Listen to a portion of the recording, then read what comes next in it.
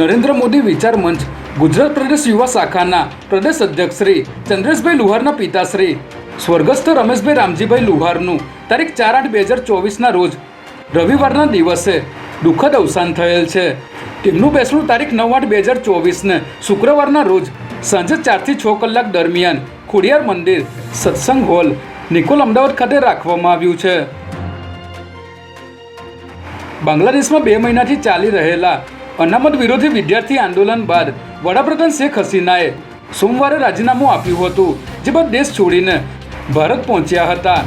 જેને પગલે બાંગ્લાદેશમાં કટોકટીની સ્થિતિ ઊભી થઈ છે. ત્યારે ગુજરાત યુનિવર્સિટીમાં ભણતા બાંગ્લાદેશના વિદ્યાર્થીઓ માટે ગાઈડલાઈન જાહેર કરવામાં આવી છે. ગુજરાત યુનિવર્સિટીમાં હાલ બાંગ્લાદેશના 20 જેટલા વિદ્યાર્થીઓ અભ્યાસ કરી રહ્યા છે. ત્યારે આ વિદ્યાર્થીઓએ જાણ કર્યા વગર અમદાવાદ ન છોડવા જણાવવામાં આવ્યું છે. સાથે જ વિદ્યાર્થીઓના સંપર્ક માટે 2 મોબાઈલ નંબર પણ આપવામાં આવ્યા છે.